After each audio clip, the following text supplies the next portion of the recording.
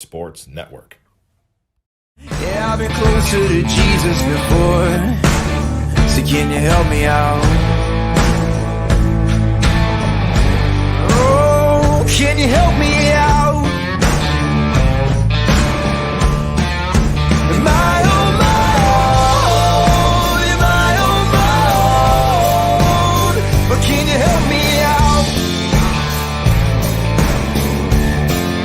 Am I on my own? Am I on my own? Or can you help me out? Can you help me out? I've been scared to look in my soul.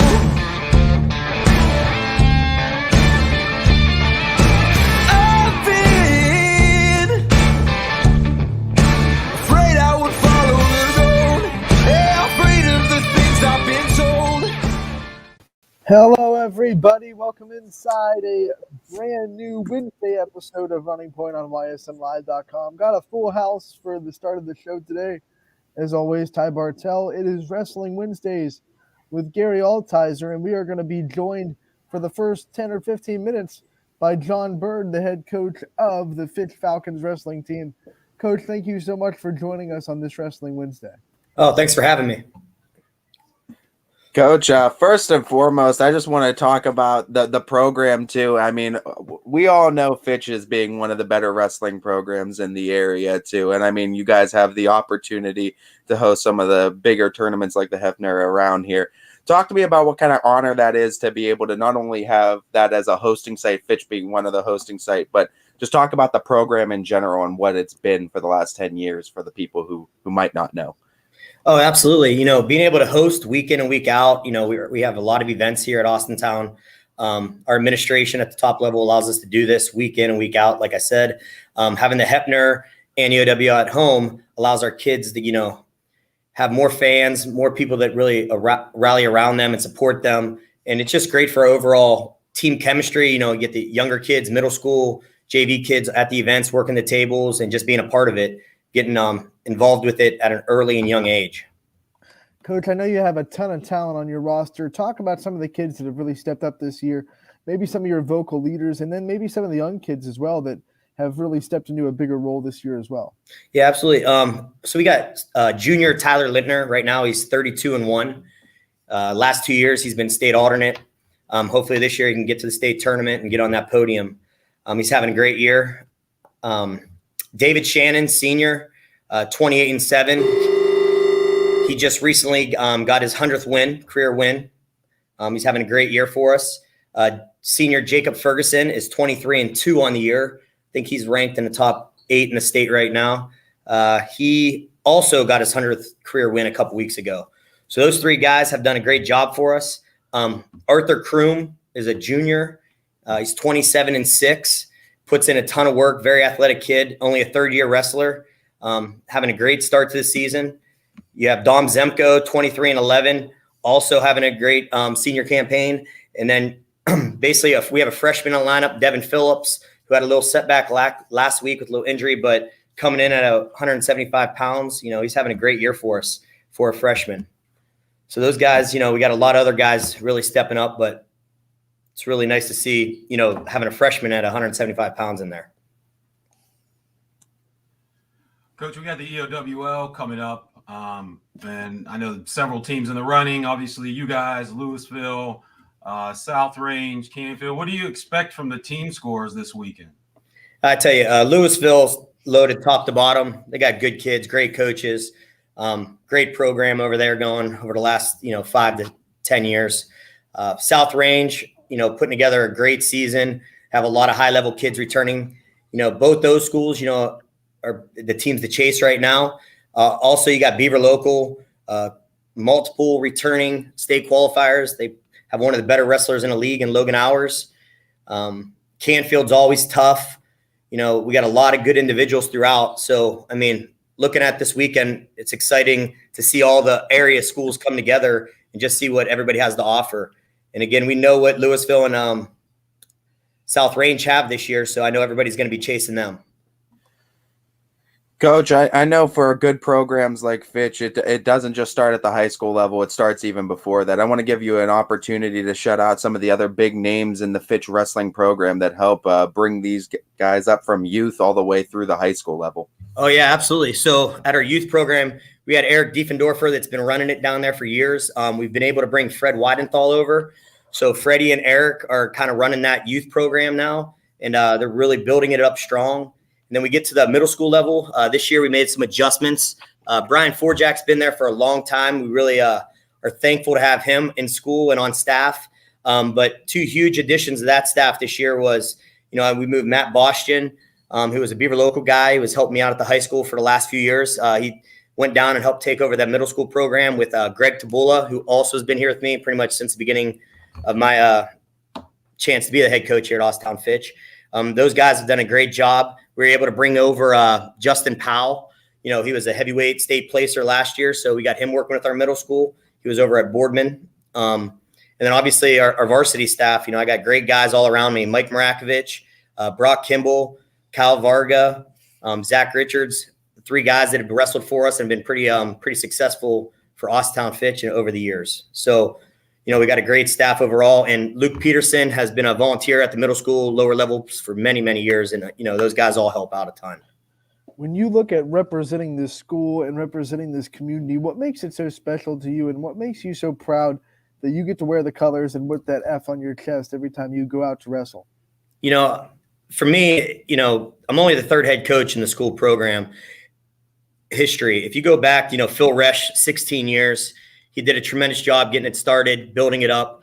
And then you get to Brett Powell, who was here for 30 years. And, that's one of the bigger names in the area when it comes to coaching. He put in a lot of time, put wrestling on a big stage here in Austintown and kind of like put us, help put the school system and everybody to see the success that we've had. Those two guys have really stabilized the program and gave me an opportunity where I feel so blessed and honored to actually only be the third in over 50 some years of the program history. Supporting Austintown in general, as I'm an alumni, we got a lot of good coaches throughout the whole district. It's just awesome to be involved with them and be a part of the whole group. Coach, a question for you more on a macro level of the sport itself. Fitch is a big school. You guys have, probably 400 kids per grade.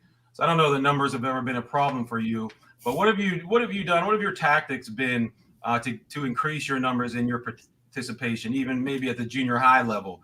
Is there anything that you do in particular to, keep that flowing? Yeah, I think a big part of it is, I'm a middle school teacher here in Austintown, and I'm also the head middle school football coach. Coach Parker kind of allows me to run the things down here, and, had Coach Anarella before that. So basically at the middle school level, you get all those football kids, you try to get them involved, to get into a winter sport, whether that's basketball or wrestling. So I think that's been a huge part of our middle school, getting our numbers up and then kind of getting them excited for the high school. Some of the big things that we do here in Austintown is, we kind of got a year-round program. What's great is now I'm going to give a shout out to Coach Wedding. He's our strength coach, has really took a lot off my plate and the other wrestling coach's plate. And I know coaches throughout the whole district just by running that weight room. So it's allowed me to really concentrate on our off-season stuff, the freestyle Greco in the spring. We travel all over the country wrestling, sometimes Virginia Beach. We go to Disney Duels every year. We've had guys wrestle out in Fargo. We've had only 2 of the 3 area All-Americans ever in Fargo, and Gus Sutton and Colin Roberts. So again, doing all that kind of stuff, the kids get to see that they're traveling. They get to see their friends. They look up to kids. And I think it's so important to get those kids in middle school to see that. And then the youth kids, kind of all come together. And then that's what kind of builds that. Some kids aren't going to stick with it. But the key is, getting those core youth kids to stick it out and getting some of their friends in middle school that really love it. And that's how we've been able to build our program over the years, just having a lot of help from, community members, community teammates, guys that have been from Austintown. Coach, being a Fitch graduate as much as I do, that there's definitely some wrestling nuts down there in Fitch, and they come out and support you. Talk up to me a little bit about that kind of support, what it means, getting it back, especially in full-fledged this year, what it means to the program, having that parent and just community support coming out for you guys a lot of the times. Yeah, I tell you what, Rich Donnerty, Derek Fletcher, Dave Crawford was a guy from the past. I got some teammates back in the youth program helping out. The other Dave Crawford's helping out down there. Having Freddie back from, he's an alumni. We have all these guys, just supporting Fitch Wrestling. So if I ever need anything, call somebody up, have a question just to discuss some things. We have Dean Conley even over at Canfield still. These guys are always supporting, sending texts out, cheering us on, asking how the kids are doing, how everybody's doing. It's just awesome having, that kind of support. I mean, we got Greg Fonda, was a state champ for us, does a great job helping and supporting our program with donations and so forth over at Greenwood. So basically we have a lot of people, board members and so forth, continuously supporting our program. We got some area restaurants that continuously donate to us, Sam's Wedge Inn and Barry Dingles. Those guys are constantly giving us the support we need. Along with like El Jalapeno, anytime we ever need like a donation or something, we got these places we just reach out to and they're always willing to help. So it's always a big help. Coach, we have so much wrestling talent in the area. It's grown so much in the last 10 years. What's it mean to you as a wrestling coach in the area yourself to look around every year and see more and more talent and more places and the growth of the sport as it continues to kind of build momentum? Yeah, it's awesome being neighboring schools like Canfield there and then Beaver Local a little further down and now South Range building up theirs. Boardman's always had good guys. Howland's always been a traditional program. One thing great about wrestling is we all work together and we're all kind of friends behind the scenes and we're able to share athletes like working out together in the off season. And I think that's only built our area up. We got little clubs like in Cleveland, have a lot of clubs built around it. Around here, Coach Mancini and myself kind of run that Green Machine Wrestling Club for the Freestyle Greco. Not too often you get Austin and Boardman teaming up, but it's really helped. I know my program jump levels. And then when we're there, you get, like I said, you got guys from Canfield, Hubbard, Girard. They're just all coming into the room in the off season. And it really just helps escalate the intensity, the desire. And then you just build friendships. And it's crazy to see how many guys I go to these tournaments and just talk to them time and time again. And just, oh, hey, coach, Green Machine was awesome and so forth. And I just think the friendships you see these guys hanging out and talking at the tournaments, I don't think any other sport has that type of camaraderie, if that makes sense.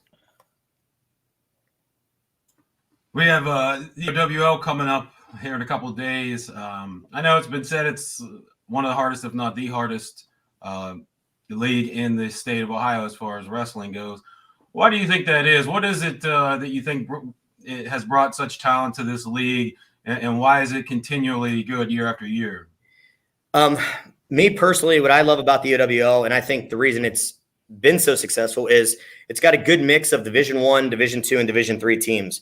So we have 26 schools. Most leagues only have, 8 to 12, maybe 15 at max. And with 26 schools, all different levels, we get to wrestle kids that we don't get to see too often. We don't see the Wellsville unless they're at the league tournament. Conneaut comes down. We got Alliance. We get teams from all over, this Northeast area, and it makes the event kind of fun and enjoyable because I always say, like, as a big school, it's nice to see the different styles of wrestling from all three levels. And it kind of gets you prepared for that end of the year. Once you get into that, quarterfinals, semis, and finals, you're getting some really good wrestling going on here. And we've had, over the last few years, we've had tons and tons of kids get into that state tournament and placing. And it's great going down there at the state tournament, being able to watch and support all these guys from the Eastern Ohio Wrestling League. Coach, my final question for you. Every coach knows that year to year, every team is different. There's no teams that are quite truly alike. What makes this particular team so unique, and what makes it so enjoyable to coach this year? Yeah, I tell you, this year, one of the more enjoyable things is, I got a lot of wild cards. Normally in years past, we've had maybe, your 2 or 3 standouts that you knew what you're going to get from. This year, I think we have about 7, 8 guys that, on any given weekend just steps up and has a great weekend. A lot of wild cards that, like I say, Eric Smith, Arthur Croom, Jacob Ferguson, David Shannon, Tyler Littner. These guys are just fun to watch. They're wrestling 3 periods. They're in your face. They're, wrestling in all situations, trying to win the position. And I enjoy actually just watching top to bottom every one of these kids, trying to win the position each week, because in years past, you kind of knew exactly what you're getting out of certain kids. This year, they've continuously improved and they keep growing. And that's what's great to be watching this year.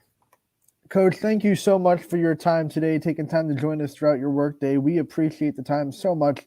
We love getting the chance to catch up with you. Good luck the rest of the way, and we look forward to talking to you again real soon. Hey, thank you guys for having me. I appreciate it. See you guys soon. Thanks. That was John Bird, the head coach of Fitch Wrestling, joining us here on Wrestling Wednesdays, as we are getting a lot of momentum with these wrestling coaches. Love having them on. Gary, what was your biggest takeaway from that conversation with Coach Bird from your perspective as a fellow wrestling coach?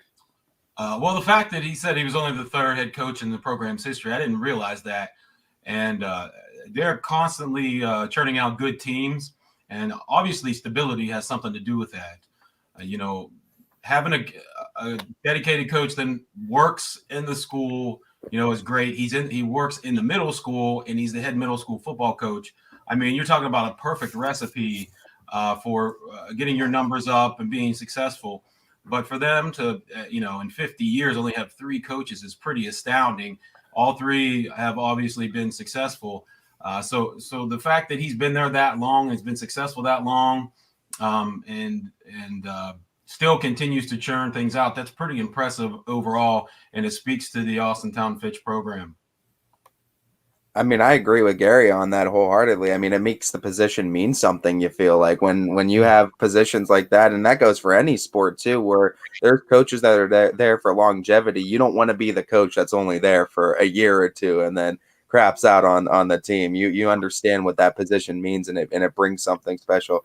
I didn't realize that either, being a Fitch alum, and that is pretty incredible that there's only been 3 in 50 years. Well, Coach Aaron Gilbert said it yesterday when we had him on. You can't build the program if you're only there for 3 or 4 years. It's just not going to happen. You have to have longevity, and obviously Coach Bird has a lot of longevity at Fitch, and that's why he's building one of the better programs in the area. Absolutely. When you have the foundation work already laid out for you too, it makes it easier to build that house on it. And Fitch has been building the house for quite some time now. Gary, let's preview the EOWL a little bit more. It's happening this weekend. I know you're excited about it. All the wrestling community is excited about it. And like you said, it's one of the best leagues in Ohio. From your perspective, what makes it so good? And if people are going this weekend, what should they expect from the teams that are there? Well, like Coach Bird said, what makes it good, he made a really good point, is there are teams from all 3 divisions. And not only is the league huge, it's a 26-team league, and some years it's even bigger than that. It's got 26 teams from all 3 Ohio divisions. You'll see a lot of leagues will have 8, 10 schools, all the same size. So they're all coming from the same division. They see each other all the time. They know each other well. What makes this great is that we don't see these teams, especially us. We're the farthest south, I believe, of anybody in the league, and we're also the smallest school in the league. So for us, especially, we don't see these guys. We're not wrestling a Division I schedule where Austintown Fitch and Boardman, go. They have 400 kids per grade. I have 55. So it makes a huge difference. Not only that, but you've got them from pockets of northeastern Ohio, which is a really hotbed for wrestling. So that's, in my opinion, and Coach Bird made a good point, that's definitely a big reason why. And he said it well. It's Louisville is probably the one everybody's going to be chasing, and South Range as well. Louisville just won that Josh Hepner tournament. They finished in first. South Range was second. And as amazing as that South Range team is, I think that Louisville still won by like 80 points. So I'm sure it'll be those 2 along with Fitch, and some of the other bigger schools will be up there battling for the top spot. I gotta imagine. I mean, this is gonna be exciting times too for wrestlers, and I gotta agree that this time where you get all these unique matchups too, and get to see these schools that you don't ever get to see before. I gotta figure for a lot of the smaller schools, they're viewing this as a great measuring stick to see where they are with some of the area's best competition before tournament. Oh, absolutely, and that's the thing. If you wrestle a hard schedule, by the time that the postseason comes in sectionals, you're ready. You've seen great competition all year, and so you'll be ready to go with the best kids at sectionals and districts. As a small school coach, when we wrestle the bigger schools, it's always a good measuring stick for us, because we know that at a bigger school, most of the time, the guys that are starting had to beat out a couple guys just to get there. So they're not only, the starter on that team, they got there because they earned their way to the starting position. A lot of smaller schools, and even some bigger, who don't have many guys at certain weight classes, they have whoever weighs that weight will be the varsity guy. So when you're wrestling a big school Division I kid or a Division II kid where they got a big team, you know that you're going to get a kid that's done his work, earned that spot. He's also wrestled a really tough schedule. So if you can do well against those kind of kids, then it means good things for us personally. What kind of things and goals and preparations do you have for your team? I mean, what do you want to see out of Wellsville this weekend? I just want us to continue to, be putting forth 100% effort. I think it's as of this Saturday, we'll be officially 4 weeks away from sectionals. The season is winding down, but for us, we had a bout with COVID at the beginning of the year, so we missed a couple weeks at the beginning of the season. We have to make up a lot of those matches here in the last month. So I just want my kids to stay sharp, to keep progressing, and to keep their minds right as we head into the tail end of this season and going to this EOWL tournament.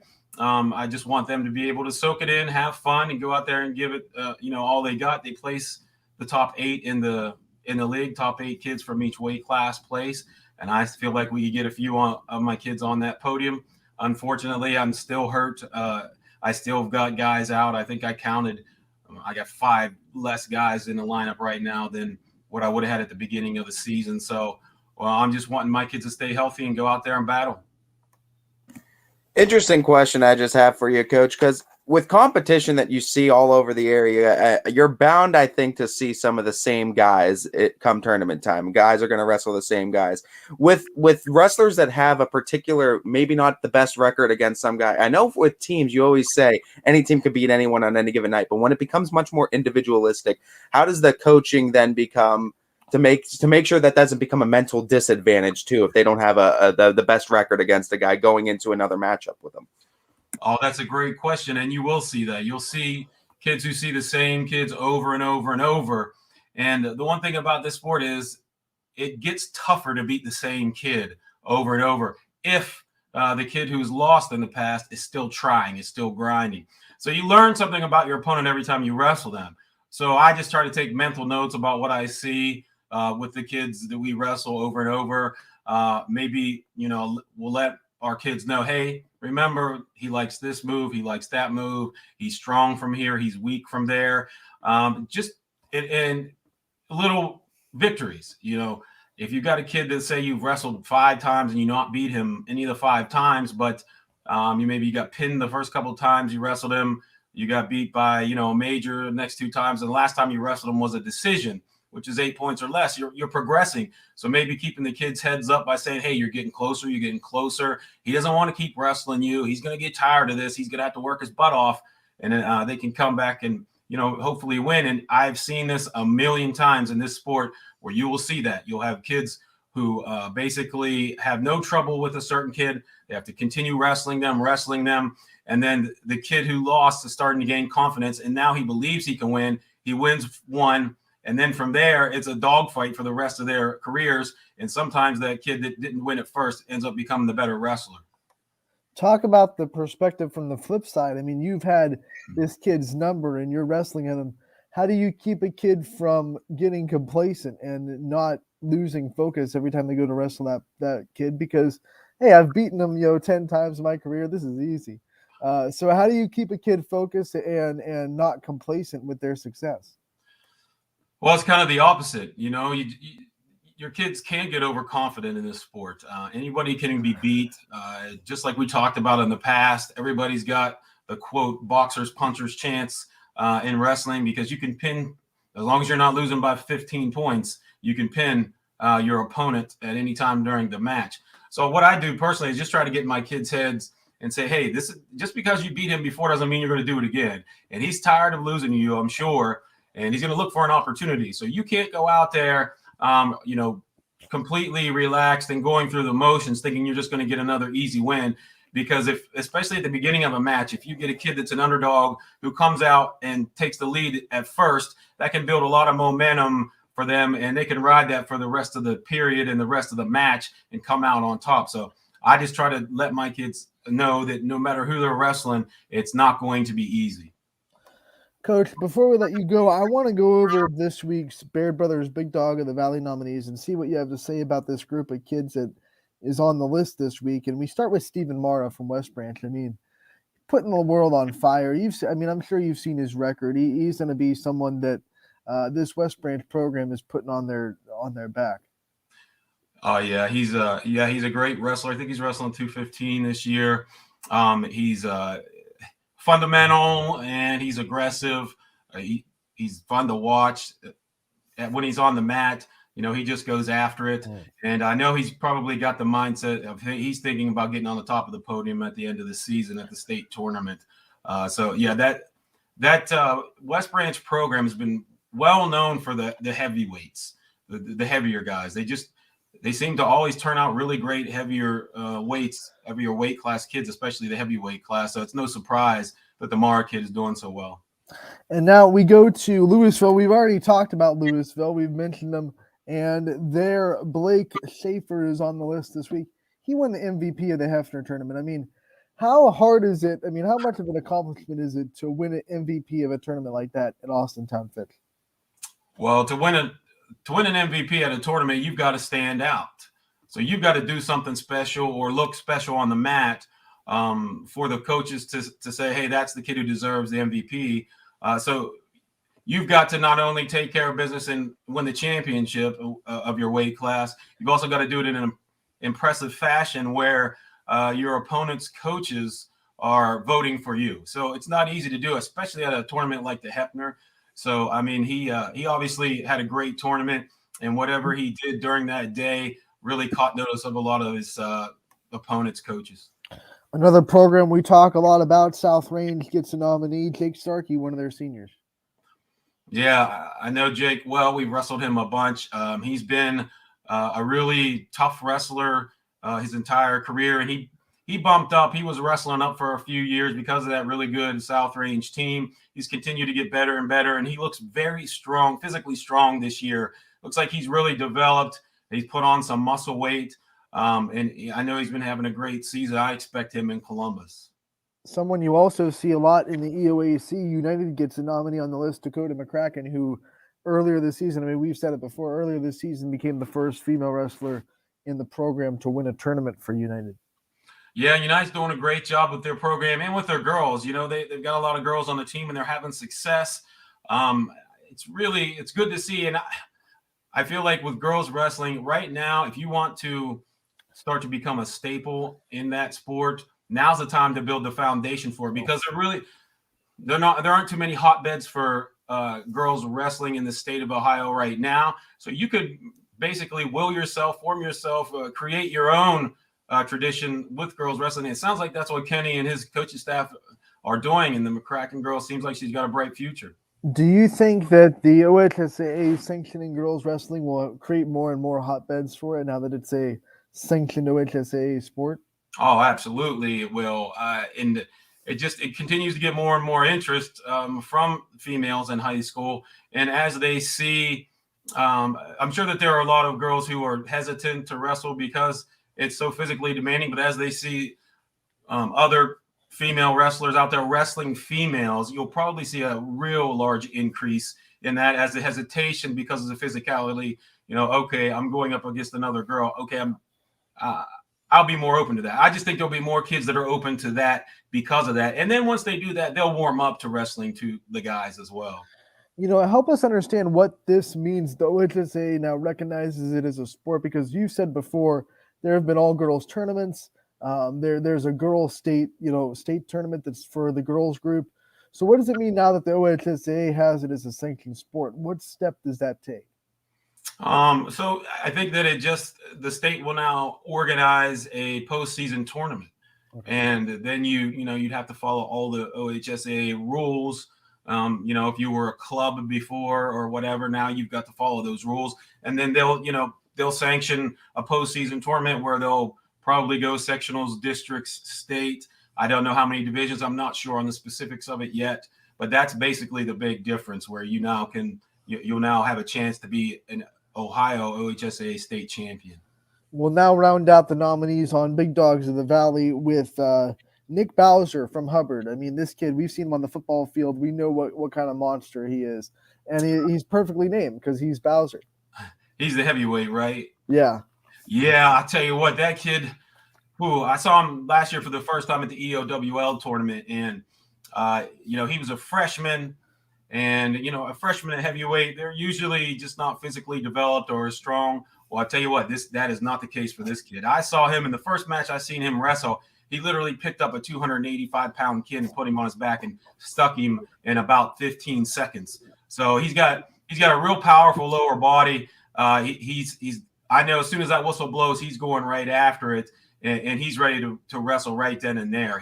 I seen him beat several seniors last year at that tournament. Can you imagine being the next guy that has to wrestle him and you see him do something like that? I'd be like, nope. Survive that fury there at the beginning of the match. So let's go to the last one. Last but not least, of course, we have Nico Paulus from Canfield on the list as well. Yeah, that's another name there from Canfield that has a little bit of tradition there. Giorgio, I think, is his older brother's name. Was a state champion at Canfield, an Ironman champion, and then went on to Cleveland State to wrestle, I believe. So, I mean, he's just another kid in this long line of Canfield successful kids, successful teams. Again, I expect to see him really up there this weekend battling for that championship at the EOWL. Gary, we, of course, always love having you on to do Wrestling Wednesdays, too. Love having another coach on to get an idea of these programs, too. And we're obviously, I think by next Wednesday, we're going to be excited to talk about these EOWL results and talk about how that weekend went with your guys and for all the schools really involved. Yeah, I'm excited about it. My kids are excited about it. We just need to go in there and take care of business and let the chips fall where they may. And at this point in the season, with a month left, you kind of know what kind of team you have. But you still see kids who will start to hit their stride now. And this is when you start gelling at this time of the year, good things usually happen. Hey, a late start for you guys may mean you're peaking at the right time then come the tournament. So, right. That's definitely the hope. Gary, we definitely appreciate you coming on every week. We appreciate you this week. Thank you for the time as always, and we'll see you again next Wednesday. All right, guys. Thanks. See you next week. Thank you. Gary Altizer, always coming in clutch with the great knowledge on Wrestling Wednesdays. We love having him on, and we love getting another chance to highlight another wrestling program with Coach Bird of the Austintown Fitch Falcons. Yeah, and that's just another great program as well, like we said, too. So looking at just some of these other programs, I mean, Louisville's obviously another one we want to be able to check off our list, too. As I'm just glad that we're finally getting highlights to some of these really hotbeds, as Gary would say, for wrestling. Yeah, we have a lot more coaches to hit. We're not done by a long shot. We're going to keep reaching out to people and keep trying to get as many wrestling programs featured on Running Point as humanly possible. Yeah, absolutely. Absolutely. As we love bringing coverage and bringing more faces on Running Point, too, from different areas. We are going to take a short break. When we come back, we'll dive back into basketball, go over the results from last night. I don't want to talk about it, Ty. I don't want to talk about it. We keeps climbing, buddy. We're in double digits now. It's not looking good for you. A lot of basketball to go. I'm going to have to start getting uber aggressive now. Yeah, at least when I was saying that, I had like 2 months left. You're like down to like a month and a half now. And we got tournaments. I think tournaments should come for like when we get to like district championships. Tournaments might help you out. We'll talk later. We'll go to a break, and then I have a suggestion I want to propose to you about tournament picks. So we'll be back on Ysn Running Point, brought to you by Greenwood Chevrolet in Austintown. New things happen all day. Some are good, some not so good. In today's complicated world, while you're busy working, playing, and living life, we're busy helping you make sense of the day's news. And there's only one place where it comes together with clarity, context, and accountability. It's 21 News at 6 with me, Madison Tromler, and Derek Steyer. 21 News at 6. It's what the day's news really means to you. Welcome home to a home made homier with Baird Brothers Fine Hardwoods. Inspiration starts at BairdBrothers.com and is turned into reality when high-quality hardwoods are delivered right to your home. Baird Brothers has the latest design trends, shiplap and skinny lap interior siding, antique oak rustic flooring, and, well, you'll find them all at BairdBrothers.com. Ordered easily, delivered conveniently, enjoyed comfortably. BairdBrothers.com. At Greenwood Chevrolet, shop with confidence knowing we're ready to go the extra mile for you. With the largest selection of used vehicles in the Valley, backed by the Greenwood Advantage Warranty. Every one of our vehicles has undergone our own 126-point inspection, so it passes the most important inspection, yours. No other dealership has the extra inventory, gives you extra for your trade, and goes the extra mile for you. Only at Greenwood Chevrolet. WRS Wealth Advisors, the area's premier wealth and retirement specialists. Located on South Avenue in Boardman. Quality, customer service, and integrity. Those are the 4 words that have driven our success since 1957 at Joe Dickey Electric. Joe Dickey Electric is one Mahoning Valley landmark business that stays current with the requirements of our customers. Family owned and managed, we are an electrical contractor and energy solutions provider. Every member of our team adds to his or her skill set through ongoing training. Residential, commercial, industrial, automotive, and more. We keep ahead of the needs of our customers with a fleet of more than 50 vehicles and 24/7 emergency service, so you're never left in the dark. Welcome back to Wednesday's edition of Ysn's Running Point on Greenwood Chevrolet in Austintown, presented by them. Proud sponsors of us. We thank them all the time for everything they do. They go the extra mile for you. Ty, we had a lot of scores come in from last night, and let's get right to it. And what a wild one in Salem as DJ Oakley was on the call. Salem upsets Marlington 53-51, just to cause more chaos and confusion into making these basketball picks. As if it wasn't hard enough.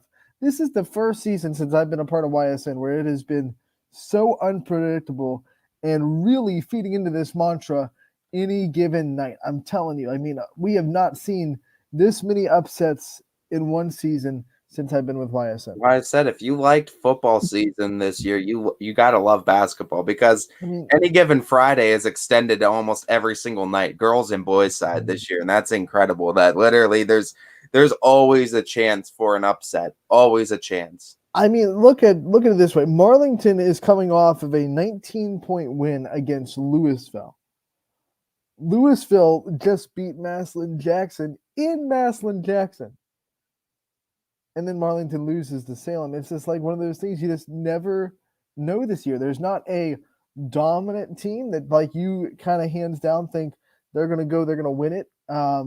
It's been really fun to watch, but also obviously for me, kind of hard to pick. It's kind of a toss-up, and you've been winning all the toss-ups. Yeah, I mean, I picked a little bit more chaotically last night too with some of those splits, and still came out on top. I mean, like we said, East Palestine and Latonia exchanged road wins this season. Like that's what I said. It's a toss-up. It's crazy. Anything goes.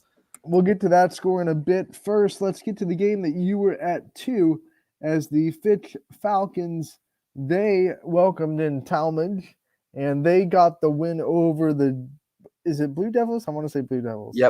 Yep, Lady Blue Devils. And credit Talmadge. They had a great game plan going into this one defensively. They slowed Fitch down in that first half, held them to only 5 points in the first quarter. They actually won the first quarter 7-5. Kind of similar to what we saw West Branch at Salem in a similar scale. What Talmadge did really well, took out the driving lanes and really made it a perimeter-only game. lucky for Fitch, they hit a decent amount of 3-pointers. I think 8 on the night. Kara Perrone helped with that. Zeta, she's going to hit hers. But yeah, they did a great job too, and grabbing a lot of boards was huge as it helped control the tempo. But Fitch was able to break through. Zeta was able to hit just about above her season average, got 19 in that.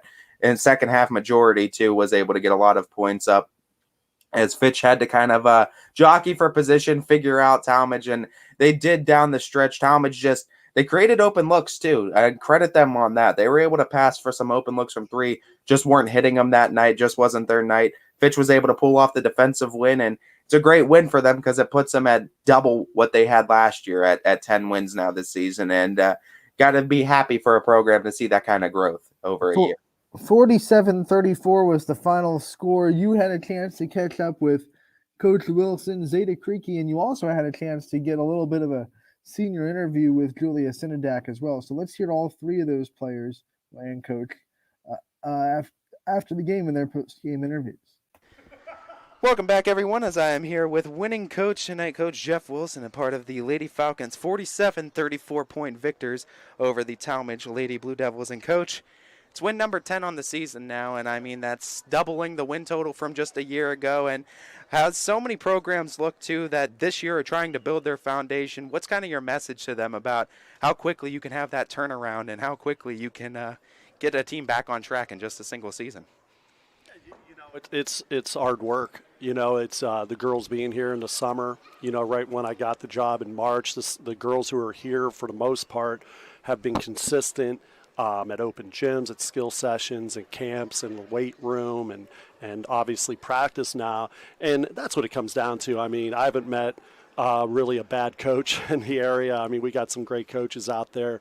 And so it's all the girls. I mean, you know, we implement sets and motions and defense, but at the end of the day, it's the work they put in. As you say, and a lot of people in Division I say with this side of things, anyone can beat anybody on any given night. And for sure, Talmadge came out with a good defensive game plan, but what does it mean for you guys as a team that with those low defensive games, like we've talked about, girls are able to win those 60-point games. You guys have been in those offensive shootouts, but what does that mean when it's those low-scoring defensive games that they're able to pull out those type of victories too? I hate them. I mean, I like us playing good D, obviously, but it's frustrating at times. And hats off to Talmadge, Joe, their coach. He was ready. You know, he scouted us very well.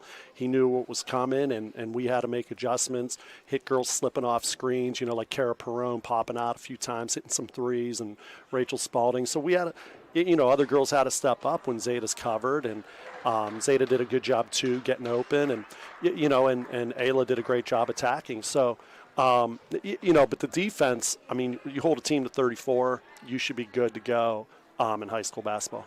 Talking about those 3 girls in particular, too, Zeta Creaky, Ayla Ray, Destiny McCullough, all 3 girls averaging just about 2 assists or more. What does that mean to you as a coach, having that many girls not only being able to get into the box score with their scoring numbers, but also able to distribute and get other girls to be successful as well?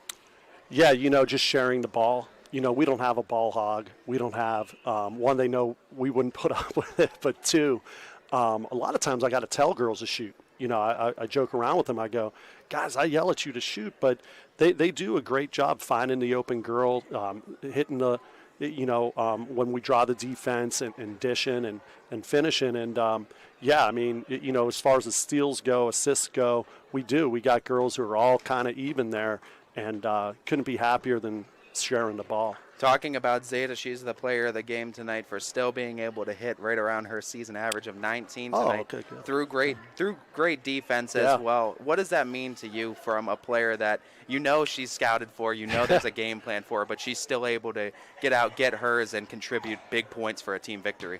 Yeah, Zeta, we played Canfield the other day, and Canfield obviously is one of the best teams in the area, and Zeta was frustrated, and, I told her, I said, look, you're not going to play many teams that are better defensively than Canfield. But again, hats off to Talmadge. But she fought for every point she got tonight. She hit some good shots. And that's just, again, putting in the work. And I said, sometimes I have to even tell Zeta to shoot the ball. and she did, and she attacked a few times, which is great.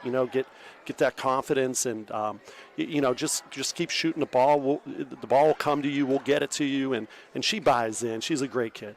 You got about a half day to enjoy this victory before you're right back on this court against a pretty big rival in the Boardman Ladies Spartans. A little tomorrow bit, yeah. At 6 p.m. Preview this matchup for anyone that doesn't know the Fitch-Boardman rivalry, how big this game's going to be. You kind of throw records out the window when it comes to these kind of games. 100%. Fitch and Boardman, I just told them in the locker room, I said, tomorrow's your biggest rival. If you don't know that, then you go to the wrong school. And they're going to be well coached and physical. And I told them, you guys haven't beaten them in a while. If you want to earn their respect, you got to come out and be the stronger, more physical team. And I think if we do that, it'll work out. It'll be an exciting one for sure. It's Fitch versus Boardman tomorrow night right here at Austintown Fitch High School, 6 p.m. We'll have it live on ysnlive.com. Catch Coach Wilson and the Lady Falcons then. Thank you so much, Coach. Go Falcons. Thanks. Welcome back, everyone, as I'm here with tonight's player of the game, Zeta Creaky, 19 points as a part of a 47-34 Lady Falcons winner. And Zeta, talk to me a little bit about the defensive plan that Talmadge brought, how you were able to find some success down the stretch, and what they were doing so well against you in that first half of play. Between the past 3 games, we've had a whole week of practice to prepare for different teams because we haven't had multiple games in a week. So most of our practices have been working on defense and boxing out, rebounding, and that's just something we really need to work on as a team and as a whole, and it paid off, and we got the outcome we wanted from it. Talking about the team overall, I mean, you were a big part of this team last year. Seeing the fact that you guys now have doubled your win total from a year ago, what does that mean to you as being one of the junior leaders of this team to see that team success over long term, over one season to the next? I think the progress as a team has gotten a whole lot better. We've came a lot together. The chemistry's gotten a whole lot better. The more we play together, it just shows that we want to win, and we're not just giving up and winning. We just hope it comes. Comes naturally for you guys this season, it seems like, too. Competitive in a lot of games. One thing I want to note tonight, too, wasn't the highest scoring a game, a very low defensive game. What does it mean to you as being one of the leaders of this team, one of the captains, that your team put together a very good defensive performance, and that was one of the main reasons you got to win? The defensive end of everything came together well, and the offensive end, a lot of my shots weren't falling, and then people started stepping up, hitting threes, getting to the basket a whole lot more. And as long as we just have multiple people that can step up if shots aren't going in and they go in, it'll lead to a whole team win. Talking about tomorrow night's game, I don't think you need to say much to get excited for it. It's against the Boardman Lady Spartans. Talk about the excitement going into that rivalry game and what you're going to expect for tomorrow night.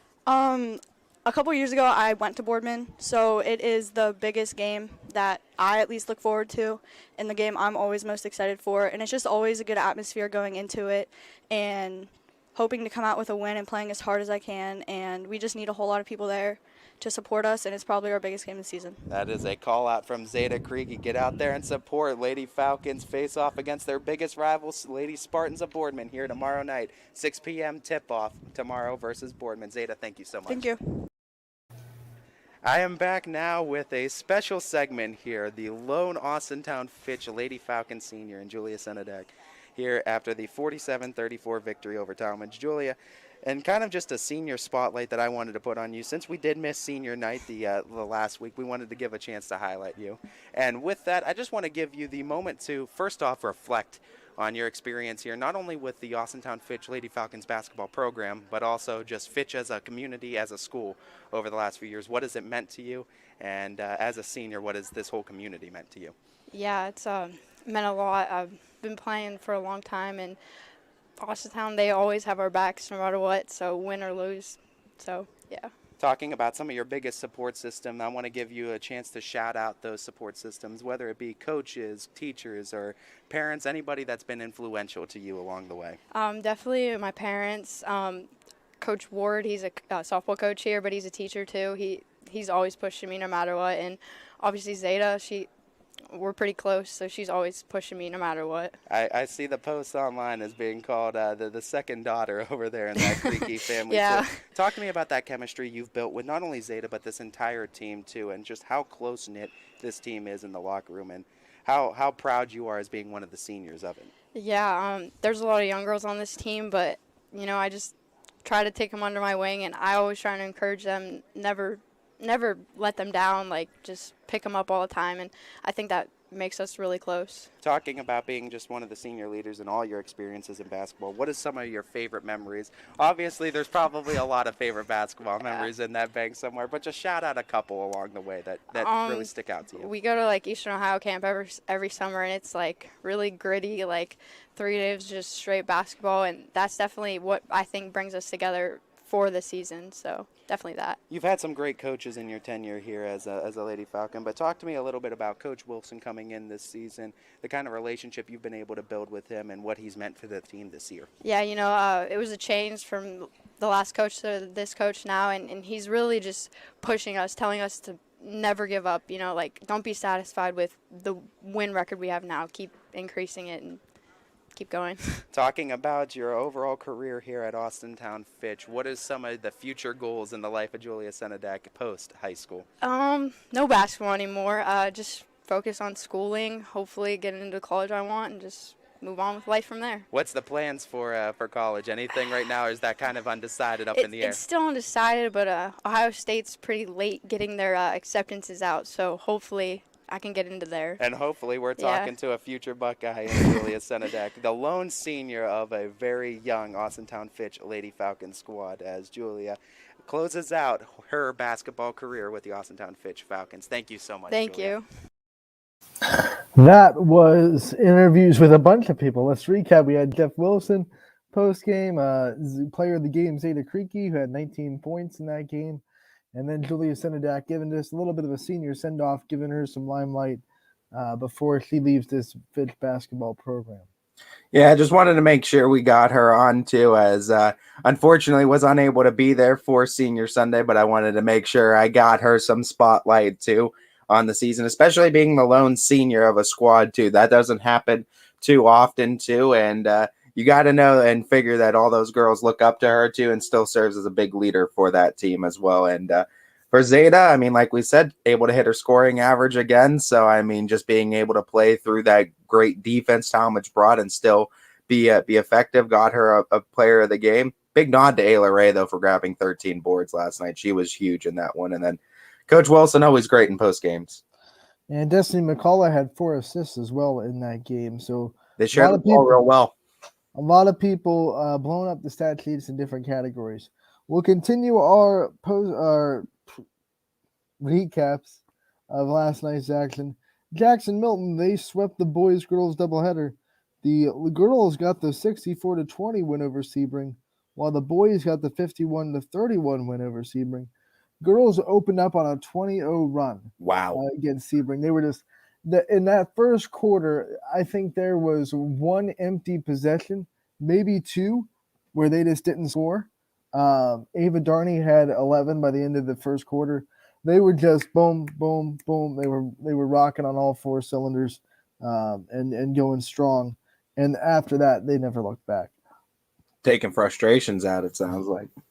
And the boys, I want to give Coach Knepp a lot of credit because Sebring, as far as the X's and O's and the execution of sets and where guys getting where they needed to be, they were there. I mean, they were running really good plays. The guys were going through cuts really hard.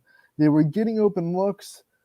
They just couldn't find a way to get the ball into the basket. It was one of those nights where even good looks just wouldn't go in. The tough looks, they couldn't score. I felt really bad for this team because they were doing everything the right way. They were getting open. They were running hard through their cuts. They were setting good screens. It just wasn't fermenting in points. And they played pretty good defense against the Blue Jays. The thing that did them in, and a lot of the Blue Jay points came from live ball turnovers and fast break layups from the Romais.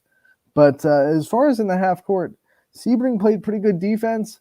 As far as execution of the scheme goes, they played pretty good offense, but they just couldn't finish their good looks that they were able to get through their offense. But I want to give Coach Knepp a whole bunch of credit for what he's doing with that team. A lot of young guys, a lot of new faces, and they're doing a lot of things the right way. Yeah, and I mean, success will come. He's a very good X's and O's coach. I've seen him as well. I've seen the coaching style too. It's designed to get guys open, and they do get open quite a bit too. It's just execution on the offensive end, and that'll come too as the program continues to build. Coach Procopio, though, gets the big win too, day before his birthday, which is, I believe, today. So birthday boy gets the big win. Happy birthday, Coach. It's also Brooke Shant's birthday, Western Reserve superstar from their girls basketball team. So we want to wish a happy birthday to her as well. We continue our recaps. Can never mention Western Reserve without Jackson Milton in the same sentence. It seems like they're always head-to-head going at it, right? Right there. they're even sharing birthdays. Who knew? Lowville, they take care of Western Reserve in the 4-game winning streak. 60-42, the Rockets get the win at home. Yeah, Rockets at home are a tough animal to beat, especially as the season's been winding down. Power ranked Lowville, staying in the picture, I think, with that one. Struthers offense came to play as they score 80 in an 80-66 win over Hubbard. Hubbard brought some offense, though, at 66 points against Struthers. So it wasn't an easy win, but Coach Wernicke gets his boys back on track. Defense for Hubbard just kind of collapsed, and that kind of happens with a lot of teams Struthers faces. They make a lot of defenses that not look so great on that night. That's the truth. And you'd think that 80 would be the high score of the night, but Liberty said not so fast, my friend. 88 points, I believe the second highest total we've seen on YSN, Camel being the highest at 90. Can someone crack 100? They might be able to. I mean, it would. I want to. Liberty and Camel get together. They both just let themselves go off. That would be fun. Oh my! It's like an NBA score, like 102-98, something just like dumb, like fast scoring out the wazoo. Jeez, oh man! But yeah, Liberty. That's going to be a fun matchup. Camel Liberty Part 2. For that to happen, the refs would have to call it like an NBA game too, and not call travels. And yeah. 88-68, they get the win over Brookfield on the road. Poland, they take care of Niles, 69-39. No problems there for the Bulldogs. Springfield has no issues with Middle Ridge, who came off the upset of McDonald. They win 74-42. We have West Branch. They keep clocking in. They get the out-of-conference win over Lake Center Christian, 68-36. Latonia gets the win over East Palestine. I know you were happy about that one. 39-27, a low-scoring affair. Yes, obviously I was happy I picked Latonia and you picked East Palestine, so it's what I was able to get over you. And good job for the Bears getting redemption on the season, too, as both teams exchange road wins now. That's okay. I have more brownie points with the Poss Band now. Gerard gets the bounce-back victory, 58-31 over Lakeview, coming back from their loss against South Range. We have Canfield girls. They did not give Struthers any kind of inch. 57-31. They get the win over the Wildcats. I got that one. Yeah, you did get that one, too, as Canfield looked really good another night on the season, too, defensively. And it's when they could put up those kind of performances, they could beat anybody. And one that you got, and this is the last game we split on, which the score surprised me, and I'm sure the ending score surprised you. Maybe not the result, but the score had to have. 71-58, Waterloo takes it to McDonald. Yeah, that's a huge one, too, for Waterloo. That's another one I got on you, as McDonald just going through a little bit of growing pains, it feels like right now. Waterloo taking out frustrations after dropping that one to Western Reserve. I did not see that coming at all. And we go to some more scores real quick. We have LeBray beat Newton Falls 67-56. Camel beat Garfield 70-45. So Camel still looks good.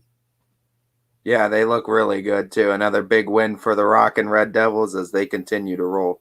Probably the most competitive game of the evening. Crestview beat Champion 67-63.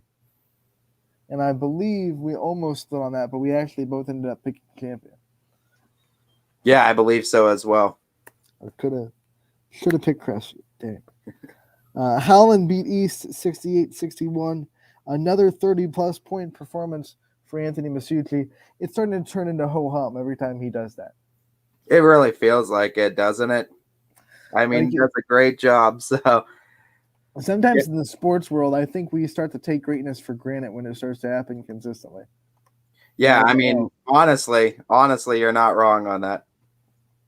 Let's go, and we're going to be joined, like we are every Wednesday, by the legend, Scotty Littner. What's up, What's guys? up, buddy? You're in my chair today. We're switching places. Yeah, switching places. But how's it feel over there? It feels great, man. Do you feel the cool breeze in that spot that I always feel like, oh man, this is kind of nice over here?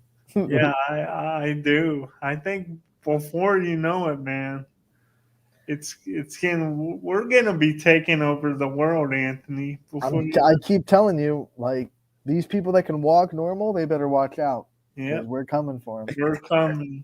Wheelchair Bros. Scotty, great to have you on.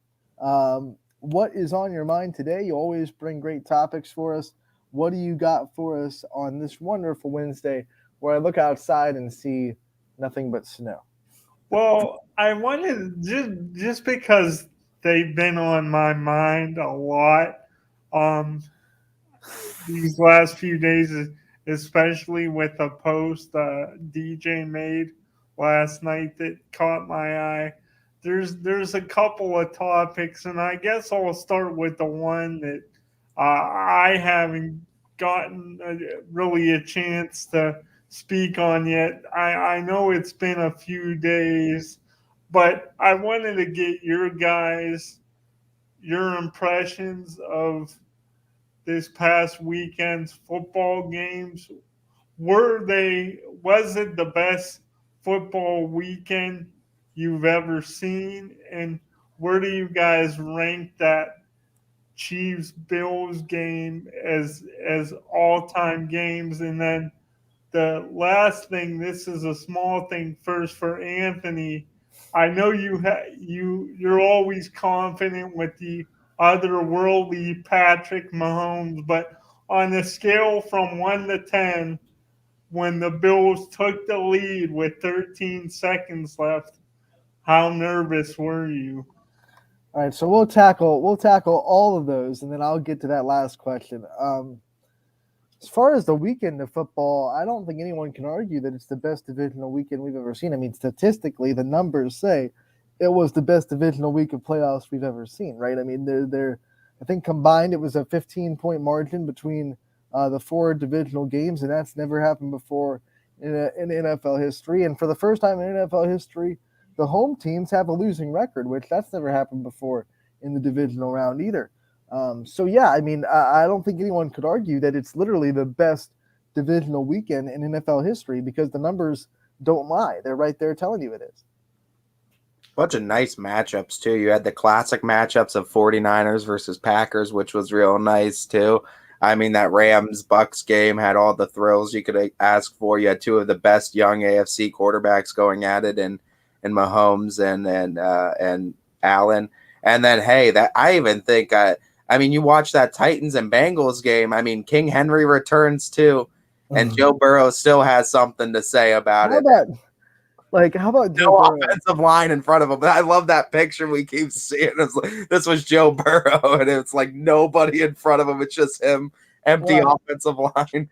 What I like is like the memes that you see about like Joe Burrow in the locker room. He's about to shut the door. He's talking to the media. He's all happy, like, oh yeah, we're so excited about next week. He shuts the door, he turns around and he goes, what the heck was that, guys?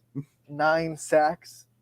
But man, the kid just what I love about all 3 of these young quarterbacks, Allen, Mahomes, and Burrow, they're not rattled by anything. They're not rattled at all, like by any situation, any pressure spot. Burrow's sacked 9 times. He just keeps popping up, making throws. But I keep saying, I mean, I know everyone, and I mean, I'm not trying to crap on your Chiefs there, Anthony. Everyone wants to call them the heavy favorite. That's exactly what Burrow, I think, wants then.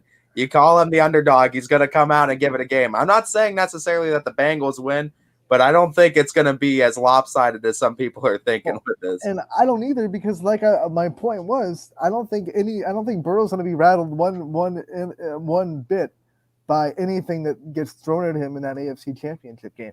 All three of these quarterbacks in the AFC that we've seen this weekend, they weren't rattled by one single thing, one single situation. They just came up and they said, okay, I'm going to go make a play for my team. It was so impressive. These guys are 25 years old, and they're not shaken by anything. The mental toughness of Burrow, Allen, and Mahomes this weekend was just incredible, in my opinion. Yeah, I mean, it's been phenomenal. AFC looks so fun for years to come now. And then you still have Herbert in there that, I mean, if he gets a little bit of a better defense, he could be in the playoffs pretty easily. And I think he can make all the throws that those three can make. He would have been in the playoffs if they would have just taken the damn tie, too. And they just didn't give the Raiders a victory. But I digress. Who knows? Scotty, to answer your question, and I'll just take you inside our house. We're a bunch of Chiefs fans. We're watching Josh Allen throws the touchdown. Yes, we were like, oh. But there was this like kind of weird aura where we were just like, it's not over yet. I don't know if it was this hope because we've always seen the Chiefs pull things out of their butts consistently in the playoffs. But I would say nerves-wise, we were definitely nervous because, of course, how can you not be? But it wasn't like a 10. It wasn't like, well, this game's over, let's just turn the TV off and stop watching. Something compelled us to just stick to that TV and not lose that attitude. I don't know if it's just us being used to seeing Patrick Mahomes pull stuff out of thin air through the Chiefs playoff runs, but all of my family, me, my brother, my mom, everyone that was watching here, we just kind of were like, oh, dang, that sucks. But then it was like, there's still time on the clock. 2 plays. I mean, that's all it took. So we were nervous for sure. I'm not going to sit here and act like we still got this. It's Patrick Mahomes. We were definitely nervous and down, but there was something that kept it from going into that rage quit where we just turned the TV off and missed that last 13 seconds, which I am so glad we did not do. Yeah, I kind of felt that your answer would be somewhere along those lines because if Patrick Mahomes was my quarterback, I would never totally lose faith either. And I mean, remember in that Patriots game, he had, I think, 39 seconds and he kicked the field goal with 10 seconds to spare. So I was running back that game in my head. I was like, okay, we got the ball back with like 39 seconds in that Patriots game, went down and kicked the field goal with 10 left. So in my mind, I was saying it's not over. It's really hard. It probably won't happen, but it's not over. That's what my mind was saying. Were you surprised that the Bills, both of you guys, were you surprised that they didn't squib kick it? Because that's what everyone was talking about after they. I've heard a lot of people talk about this. They've even asked the Kansas City kicker what he thinks about it and what he would do in that situation.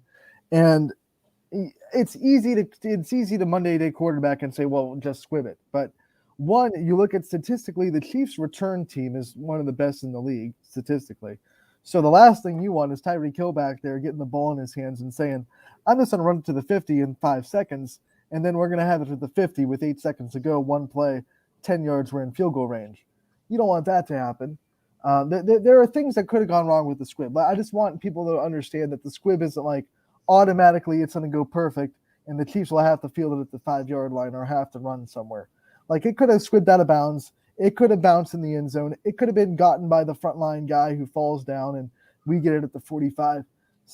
A lot of things could have gone wrong with the squib. So I think from the Bills' perspective, they're thinking nothing can go wrong with a touchback and all we have to do is make really one stop. If you stop the Chiefs on one play at the 25, they're forced to just try to get a Hail Mary or try to get a miracle play. So I think they were just banking on their number one defense to make just one play, and they didn't. And they didn't come out in the right scheme to make that one play either, which kind of baffled me. Because if you're going to make that play and say we're going to give it to them at the 25 with no time, the defense they came out in after that, that's what really baffled my mind, not necessarily the squib kick. Because you give Tyreek Hill a free release, it's like, oh man, what are you doing? They only need 20 yards. Yeah, I kind of feel the same way. I mean, the Bills defense. All right. You can get out of here. Go bang! You're getting the trolling starts already. But another quick thing for you, Anthony, and then Ty as well. I just wanted to know what is the status of the honey badger going into this, because I think if he plays, that's a huge boost to the Chiefs. If he doesn't, that's such a big loss. And then two, for you guys closing on this, is it the best NFL game you've ever seen on TV? And if it isn't, which game is better than that, and where does it rank? Oh my gosh, that's so hard. Well, as far as the honey badger, everything that I've heard is the Chiefs expect him to be cleared, but he hasn't officially cleared concussion protocol yet. But everything is pointing that way, so hopefully he'll be cleared. I was tweeting this, and I was like, these NFL helmets can take massive hits, helmet-to-helmet contact, and these guys pop back up. But Tyrann Mathieu gets kicked in the knee up in the back of the head, and they can't take that. What? Explain this to me. I don't understand how these helmets are built, where they can take another helmet right to the front of it, and it's fine. But a little knee to the back of the head is like, oh, I have a concussion now. You know?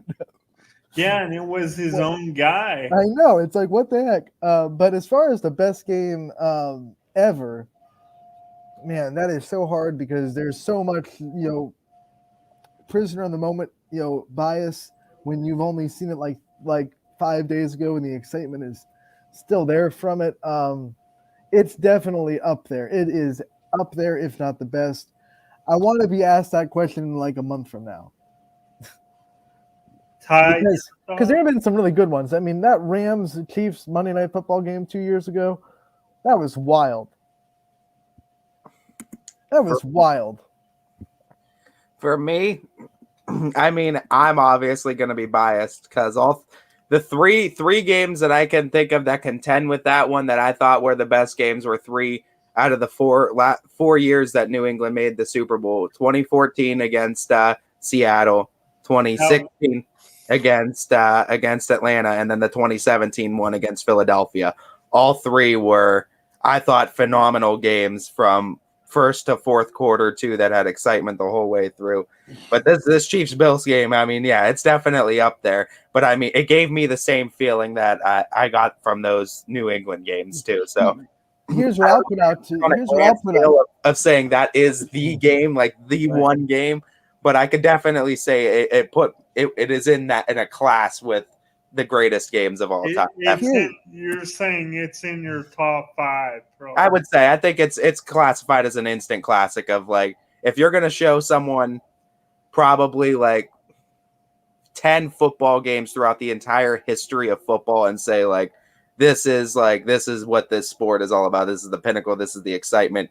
I gotta feel like it places somewhere in that top 10. Where, I mean, I'm not knowledgeable enough, I think, to place it, but I'd say it placed in that top 10. Here, I'll put this out to you guys though. Was it the best quarterback duel you've ever seen? Because both guys were like as perfect could be. I mean, they were like a combined, I think, 66 of 80 for a combined 750 yards and 8 touchdowns. I mean, it was like both guys were perfect. You could not play better. Period.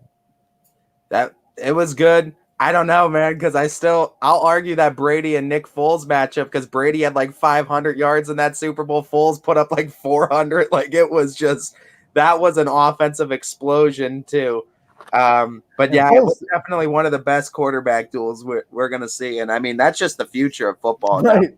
That's going to be every AFC matchup for the next few years. Foles caught one too, so he's got that on him. Mahomes, I love that the AFC is this young like gauntlet, and the NFC's becoming the veterans. A bunch of quarterbacks that might retire after this season. You know, a bunch of quarterbacks, and they might come back too. And I mean, but I mean, before we had Breeze, Rodgers, Brady, like all these guys in one conference. We still have Russ, you know. Russ, yeah, he's still over there. He's still over there for the time being. I mean, you got a decent amount. Matthew Stafford stayed in the NFC. And then you look at the young quarterbacks in the NFC, and you're like, Yeah, they're like, well, that's not exactly what we want out of the ball. It's like it's like Kyler Murray. It's like, yeah, you're really good the first couple months. And then it's just like after that, it's like, Remember when people were saying MVP candidate? Yeah. Like week 6 and 7? Yikes. Yeah, work that out. went south. Yeah, it did. That It dude, in quite a hurry. remember when I talked about Allen and Mahomes, neither one was flustered by the moment? Kyler Murray was absolutely flustered by the moment in their playoff game. Like, he didn't know what to do. Oh, that when he tried to get rid of it out of his own end zone, like you could tell he was totally just not ready for the moment. Not at all. I mean, the defense, gave him a lot of pressure, but at the same time, like, he was not mentally prepared. And this has been a great discussion. I know we got to one. I'm on the 1:30, so there's one other quick topic I wanted to get to before we get to trivia with Ty, and it is your guys' thoughts on David Ortiz getting in the Baseball Hall of Fame, but Barry Bonds and Roger Clemens not getting in. DJ made a very compelling post about it last night. My contention is cheating's been a part of sports for years, and it's really in a way synonymous, not with really so much all sports, but definitely with baseball. Like, you look at baseball over the years, and cheating, you could go back to well over 100 years ago, and the whole scandal with the Sox in that World Series. So I just feel like there's a lot of hypocrisy, and I also feel like Clemens and Bonds were Hall of Famers well before any steroid use. But what are your guys' thoughts on this whole thing, and do you think they should be in the Hall? I think I think you used a good word, hypocrisy, because they can't decide what they do and don't treasure as baseball. Like, what they do hold the standards, because if you want to say cheating is bad, I'm all for it. Like, let's not let cheaters. But then you look and you go, how many cheaters are actually in the Hall of Fame that have proven that they've done They stuff? let a whole team cheat to a World Series, and they didn't even put an asterisk next to the World Series. So I mean, if you're going to stand on that hill, you have to really look at yourself in the mirror and say, well, then, we should probably fix some stuff. I don't know why they're dying on that hill for a couple of players, and I know why. It's because it's a writers voting, and Barry Bonds was not great to the media, so they don't like him. I mean, it's one of those things. It's bias, but you can't use, well, Barry Bonds cheated, so he can't get in the Hall of Fame, because there are cheaters in the Hall of Fame. So if you're going to say cheating is wrong and we can't let people that cheated the game into the Hall, I'm fine with that. But then you have to take a good look in the mirror and say, well, then we have to fix some stuff. There's some stuff that we have to fix in baseball and the way we look at the past of baseball. The fact that the media just votes on it just makes it feel like a watered down thing to get into the Hall. Then if it's based on media bias, it's the same thing as like a work award, a perfect attendance for the quarter. It's like, congratulations on that award. Like, congrats. Then it doesn't mean as much anymore, it feels like, because if you go by the numbers, you have to put Barry Bonds in. 73 home runs in a season might never happen again. I like DJ's comment in his thread. Like, it wasn't in his original post, but it was in one of his comments. He goes, how many baseball writers took like cocaine and now are in the journalism? Yeah. Like, they're going to sit there and do drugs to be best at their job, and then they're going to say, well, we're not going to let this guy in because he's doing steroids. Yeah, and the thing is, too, it's on record. David Ortiz he did steroids. Mm-hmm. Like, so. But he's loved by millions, and he never stepped his foot out of line with the media, so he's okay. You know what I'm saying? Yeah. Like And that's, to me, that's where I don't know a better word for it. That's where the hypocrisy lies, and that's what I just don't like about baseball. It's a double standard based on who you like and who you. It's a popularity contest, really. I mean, David Ortiz, you let him in because of what he means to baseball, because of what he did during the Boston bombing and all that stuff. And I love David Ortiz, and I think he should be a Hall of Famer. But I think that Barry Bonds should be too. It's like, where do you draw the line? I was seeing two people post like it and trying to argue it's because of like the humanitarian efforts and everything, and like making ridiculous comments saying like that's why Roberto Clemente's in. It's like you can't even make the argument that humanitarian efforts get you into the Hall of Fame, because if you let Ty Cobb into the Hall of Fame as a first ballot Hall of Famer, and that's okay. Like, I mean, like, come on. There's been worse types of people that have made it into the Hall of Fame. Right. Like, I mean, you look at the NFL Hall of Fame, and Darren Sharper's on the ballot every year, and that dude's literally in prison for 14 counts of rape. Like, it's not accused. It's not he might have raped Ray someone. No, Lewis killed somebody. yeah, Ray Lewis killed a cat and is in the Hall of Fame. Darren Sharper is in jail. He can't even get into the hall of his own house, but he can get into the Hall of Fame because he pops up on the voting every year. So, I mean, let's just be real. But in the same breath, I feel like you can't let guys like Barry Bonds in until you let Pete Rose in, though, too. Because, like, that's a whole nother, I think, a whole nother argument, too, for a whole nother day. But that's definitely one. People always like, is there a difference between the way Pete Rose did what he did and taking steroids and that conversation? And I think people have that conversation a lot. Like, is betting on your own team and betting while you're playing cheating the actual idea of the game, and then rather than steroids is just looking for your own personal way to improve yourself? And what's the difference between those two, and where do you stand on those two? But that's the problem with drawing lines in the sand yourself, because you always get to decide where the lines are, and you can push them back whenever you want. And that's where hypocrisy stands. All these journalists are drawing lines here and saying, we're going to do this line for Barry Bonds, but we're going to push this line back for Big Papi. Yeah, you know, I mean, when the you way draw I see it too, you could be as filled with steroids as you can come. You still got to put a bat on a ball, and that is right. an easy thing to do. And But the thing is, Barry Bonds had pretty good numbers before he got really. And let's also say that Barry Bonds never legitimately proved that he was on steroids. We all kind of know he was, because he went from a beanpole to a mammoth overnight, but it was never actually tested positive, proven that he did steroids.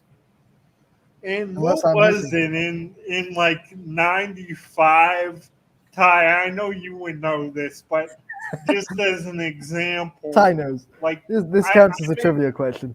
Albert Bell had a far superior batting average, and I think he had like 50 more doubles than Mo Vaughn did, but nobody wanted to give Albert Bell the AL MVP. That's because Albert Bell acted like a douchebag. Acted like a douchebag. Had a corked bat at one point, like that had a whole scheme to get stolen back, so no one found the corked bat.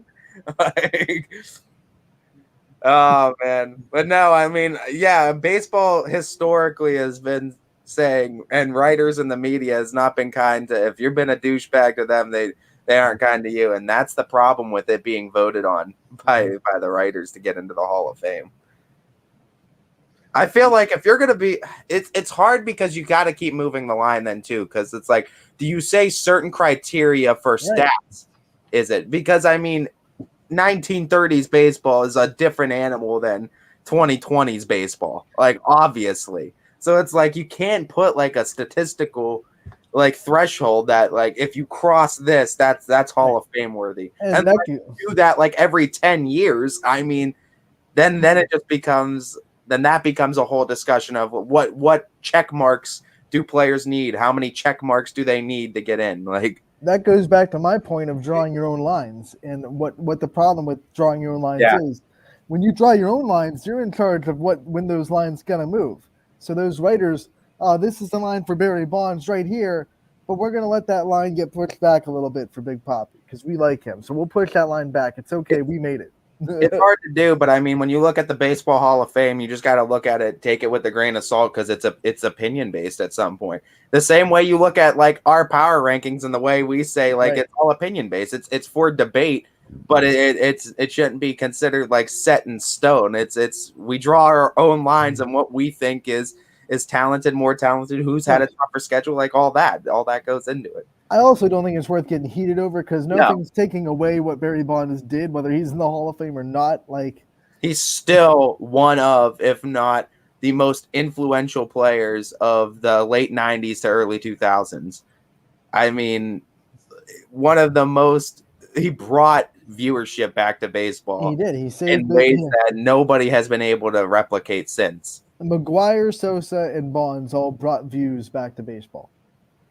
And whether you like what they did or not, you can't argue that they might have saved the sport a little bit. Hitting 70s and upper 60s in home runs. It's just crazy to me how, too, what was it, going back to that Sox World Series in 18 or 19, and I'm talking 19, 18 or 19, like, Shoeless Joe, correct me if I'm wrong, but I still believe he isn't in the Hall of Fame. And he had like those tremendous, like there's no, with his numbers he had in that World Series, like it's hard for me to believe he threw like those games. Like, and those guys were being blackmailed. Yeah. So that's incredible. It's wild. Scotty, I'll give you about 15 minutes for trivia questions. It's 125. I'll give you till 140. Let's go. Okay, cool.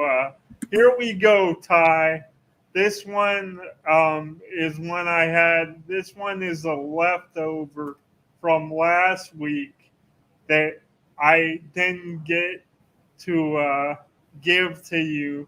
Now, you pulled the one out of your butt and got it right last week. Let's see if you could get this one.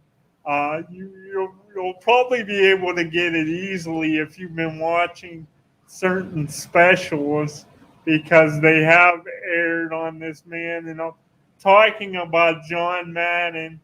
Ty, from you, I want to know, what was John Madden's overall coaching record in the NFL?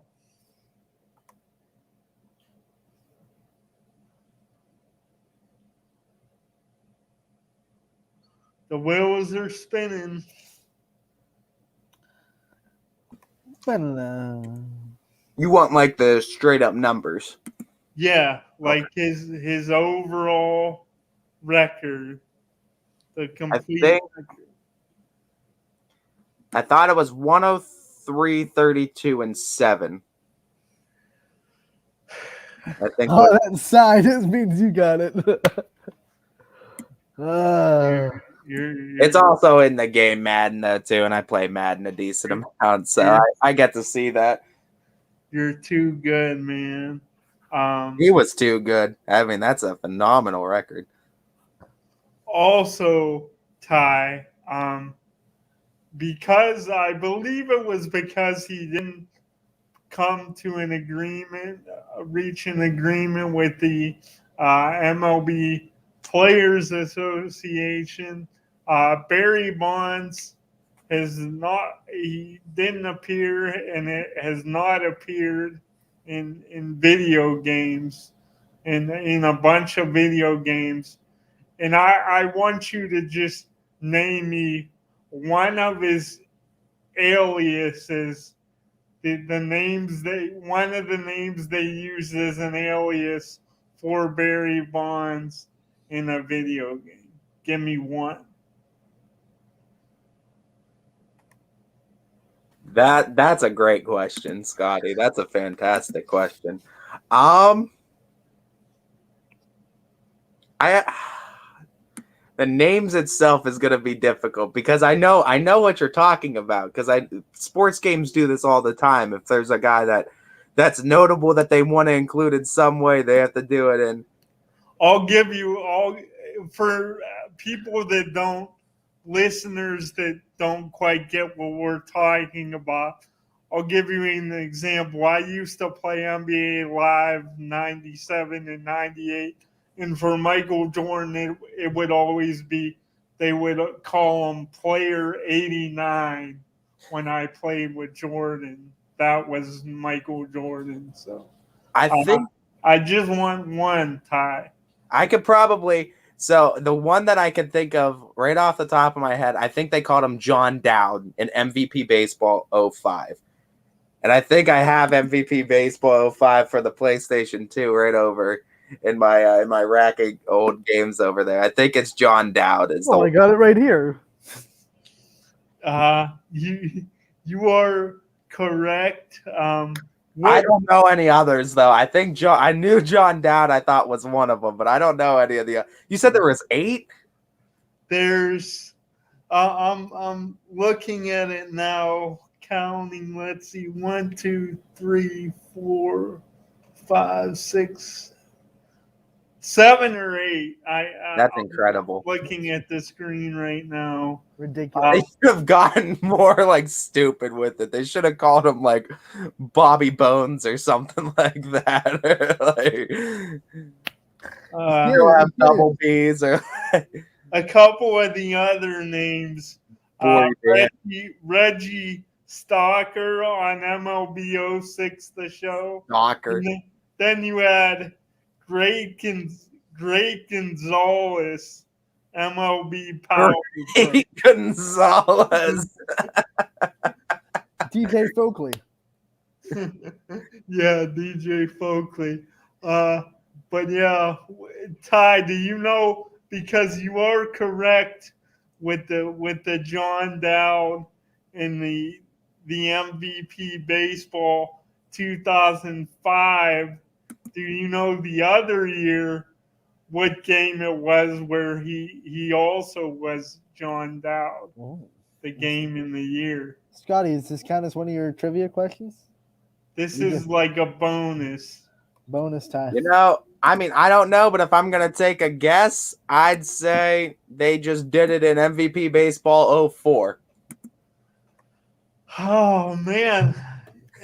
You get like, that's a bonus, so that's like you're just, you keep sticking. I literally throw guesses out me, man. I was either going to go 04 or 06, and I just went with 04. You're sticking daggers. What did you guess last week? Like, I bet it's like 200 mil, I think, is what it was. Like John Mann's network, and I was just like 200 million. Oh my god! Yeah, 200 on the dot too. Yeah, I don't know how you I don't know. You're one of those. Yeah, you're like Rain Man or something, Ty. Scotty, you got 8 minutes left, bud. 8 minutes left. I got here. Let's see about as far as some of the questions. I'm gonna tap into the Super Dave and his work. So fact check this one. We might have to. We might have to really fact check these, but here we go. Barry Bonds holds the all-time record for intentional walks at an amazing 688. Who is number 2 on the list with 315 walks?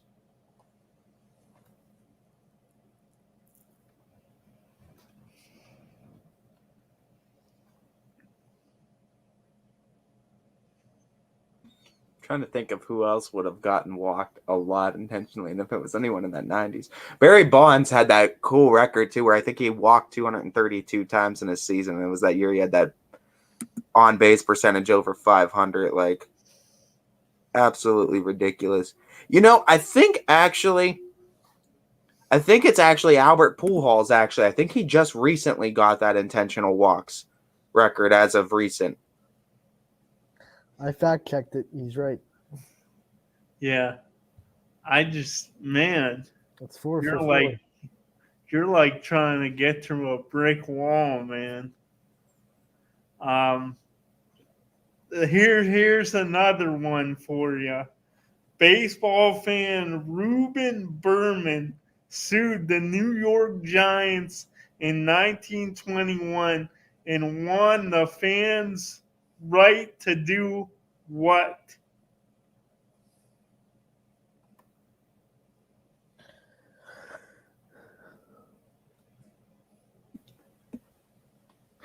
If he's the guy I'm thinking of, he's the one that implemented the foul ball as a souvenir. You get to keep the foul ball. Or he had influence on it, or there was something to it. Unbelievable, man. It's actually believable now, Scotty. Yeah, I guess so. I guess it's like Pat Mahomes. It's like no matter what the scenario is, it's like you know he's just gonna come through. Like I'm pretty good with my baseball history, though, Scotty. That's one of my favorite ones. Yeah. Well, you probably get this so easily, but off the top of my head, as you know, Ty, Ray Chapman was the only player that died during a baseball game, getting hit, I believe, right in his head with a pitch. Do you know the day in the year? I don't even know why I'm asking this, because I know you have to know it, but it's just when I thought of off the top of my head. Because I know the year, I don't remember the exact day. I think it happened in August of 1920. The exact date, I don't know the exact one.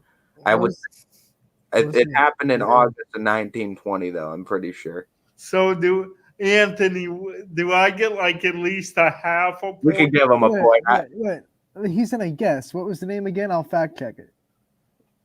Ray Chapman. I said August of 1920. Give me. Split the difference. Give me 15th. August 15th, 1920.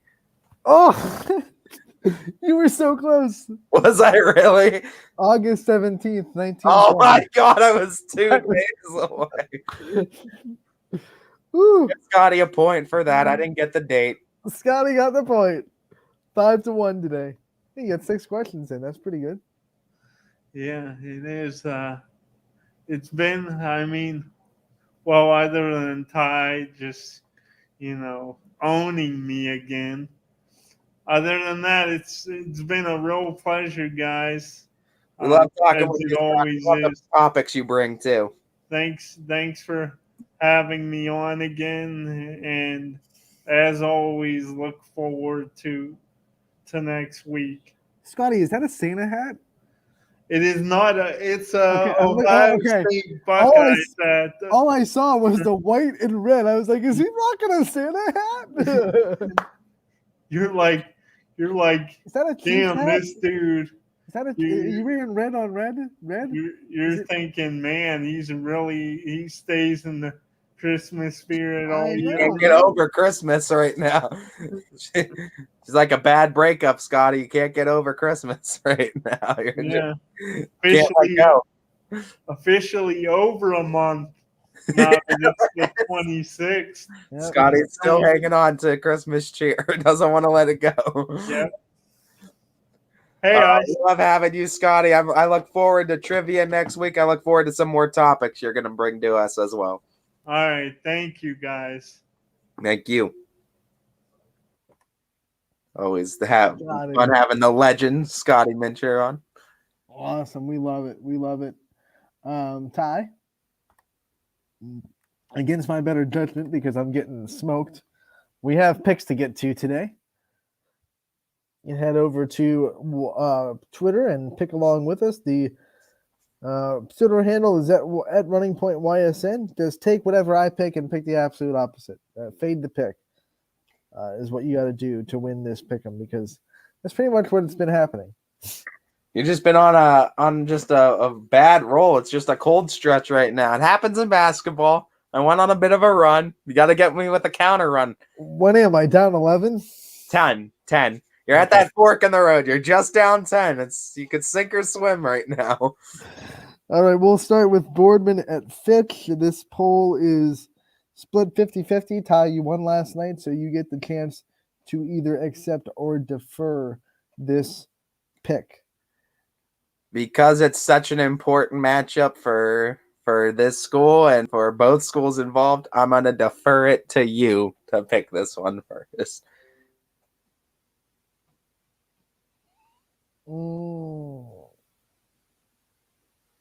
I'll take Fitch. I'm rocking with the Lady Falcons as well. Home game in this one, but who knows? Boardman could throw a whole wrench in the thing because road teams have been winning this year. Because that's what we've seen all year. So I mean, I wouldn't be half surprised, but yeah, I pick Fitch as well. This is a girls' game as well because we have a mix of both tonight. Beaver Local at East Liverpool. Beaver Local has 100% of the fan vote. This is matchup number 3, is it not? Or 2? I think it's 2. I think the other one was scheduled, but okay, next. Who's home team? East Liverpool.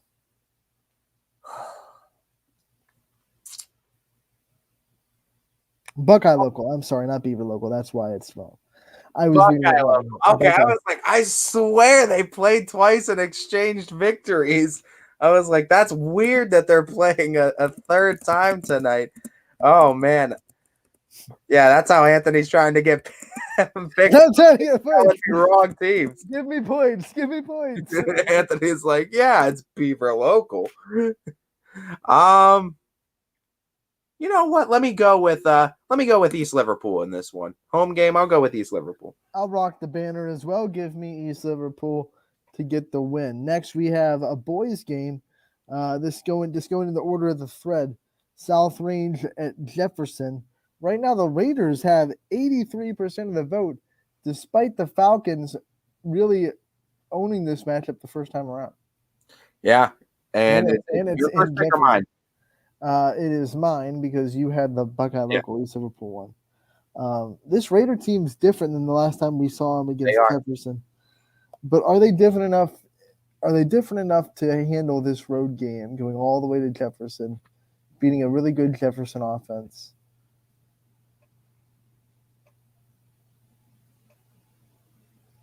You know, I'll take the chance. I think you're going to split with me, but I'll take the Raiders. Yeah, I am going to split with you. I have a lot of confidence in the Raiders in these games now. I think they're making a lot of noise and looking impressive down the stretch. Not confident enough in them to pick against the Jefferson Falcons yet. I'm going to still go with Jefferson. Come on, guys. Don't fail me now. They looked real good against Girard, and nobody expected that. All right, this is a girls' game, East versus Mooney. Mooney has 67% of the fan vote. It is your first pick. Yeah, I'll fly with the Lady Cards in this one. Mooney's had kind of a roller coaster year, but when they look good, they look really good. And I think this is going to be a night where they are going to put things together, especially tournament time approaching. This is end of the year where Mooney starts to get really good. I'll take Mooney as well. We move on to a boys' game between Valley Christian and Lisbon. This one's split 50-50 tie. It's my first pick again. I don't know how healthy Lisbon. I'm going to pick Valley Christian. Yeah, I don't know if Lisbon's completely healthy either, and that's why I was saying if they were healthy against Columbiana, I might have picked different then as well. But in this matchup, I've just seen Valley Christian. They've looked good in a lot of matchups. I got to go with Valley in this one. Back to girls basketball. It is Alliance traveling to South Range. 6 o'clock tip. The Raiders have 80% of the fan vote. Ty, this is your first pick. I know it's not a conference game, but I know the Lady Raiders are still looking forward to that matchup with Poland, trying to garner as much momentum as they can. And I think having more games in between South Range and Poland is going to make it a lot more interesting too. A little bit more experience for both sides. Give me the Lady Raiders in this one. This is an Alliance team that captured their first EBC win in quite a bit earlier this season. They have 6 wins in the year. Very improved Aviators team from the teams we've seen from them in the past. We move on to, I'll pick South Range, by the way. I was going to say, I was like, well. We move on to another girls' game as Wellsville will travel to Sebring. Just saw Sebring in action last night, and Wellsville trying to get that most wins in the program since 2015 still. This is my first pick. I'll go with Wellsville. Yeah, give me Wellsville. Give me that great story, and give me most program wins since 2015. Let's go, Lady Tigers. This is a boys' game. Southern will travel to United. The United Eagles have 75% of the fan vote. Can't go against United in the way they play in the OAC games. Southern always is a good program, but I'm going to go with the Eagles in this one. All right, we have Ursuline going. I almost skipped it again. I'll pick United as well. Okay. And then we have a girls' game, Ursuline going to Cheney. This one's actually split 50-50. Your first pick, buddy. My first pick, Irish. Yeah, give me the Lady Irish. They've looked improved down the stretch. And we go into, I think that's actually it. Anthony was a ghost for a second. No. that is a slow night like most Wednesdays. We have 1, 2, 3, 4, 5, 6, 7, 8, 9. 9 games happening, 5 games on the network tonight. So I know I only split with you once, but a slow night. I'll take South Range, and hopefully they can get the win for me. Hey, I mean, I nickel and dimed my way back into it down 8 or 9 at one point. I mean, all it takes is just some of these teams going on a run. And man, since it is a day with a little bit less picks, let's look at the matchups we have tomorrow and kind of mull them over real quick because we have some big ones.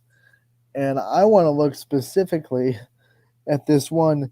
Jackson goes to McDonald. Now, the Blue Devils beat Jackson the last time around, and they beat Western Reserve over the weekend.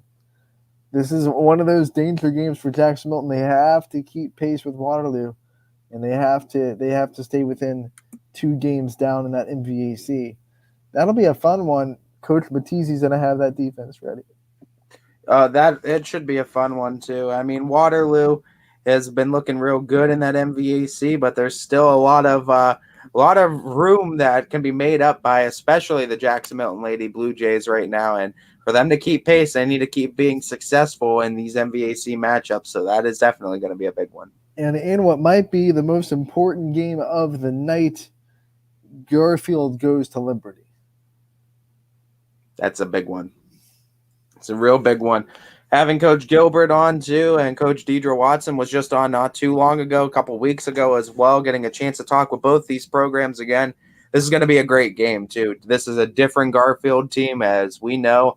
Coach Gilbert knows, but this is a pissed off Liberty team as well too. So, I mean, this is going to be a very fun matchup. And they proved that against Bristol over the weekend, a 12-win Bristol team that Liberty took to the woodshed, 72-37. Yeah, I mean, they looked really good. This should be one of the better games of the entire night.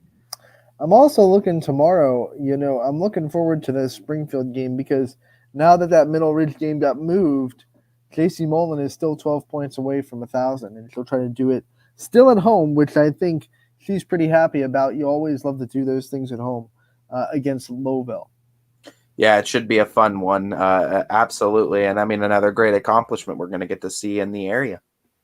That is the truth. Hopefully. Yeah. You don't want to put our ducks before the pond. Fingers crossed. Oh, you know what? We did not. Oh, that's tomorrow. I was looking at games and we didn't pick that game yet. And I'm still on tomorrow's schedule. This dude. Thought I was going crazy. I was like, we didn't pick that game. We have to pick it. Oh, wait. There's so many games. I kind of just real quickly, I'm just breezing over this just because it's a big rivalry game, I always like looking at the stats because both Fitch and Boardman pretty close this season, obviously. 10-7 for Fitch, 5-10 for Boardman, as Boardman's trying to build up again, and Fitch is kind of in that mid-period too, where they're getting experience. Team stats I just really wanted to go over between them both overall, actually. The big thing I wanted to note for Fitch, and like I said too, they have those 3 girls averaging just around 2 assists a game or more in Creaky, McCullough, and Ayla Ray. I really do think that's part of the reason why we've seen these girls be so successful in the season. I mean, you got girls, Zeta Creaky's averaging over 18, Mackenzie Riccatelli averaging over 10. I mean, Riccatelli and Boardman is a very physical team. Yeah. Fitch proves that they can deal with it too, but when they have to shoot outside, when they're hot, they're really good too. They could win that way. This is going to be an interesting, because it's going to be a little bit different styles going at each other. And I think the officials, that how they're calling fouls tonight, is really going to play a huge factor in this game. Both teams have a player that can and could very well just take over a game in Riccatelli and Zeta Creaky. Riccatelli, I mean, you go down her stat line, over 10 points per game. This is as a sophomore, by the way. 4.5 rebounds, just under 3.5 assists, 3.8 steals per game. That's some pretty dynamic numbers for a sophomore too, that looks to be a leader for years to come in Boardman. And you watch her film, you quickly realize there's still opportunities for her to get more aggressive on offense and score a little bit more with keeping those 3 assists per and 4 rebounds per. There are still opportunities where you're watching the film and you're like, hey, there's a lane there, you got to take it, So she can take over a game.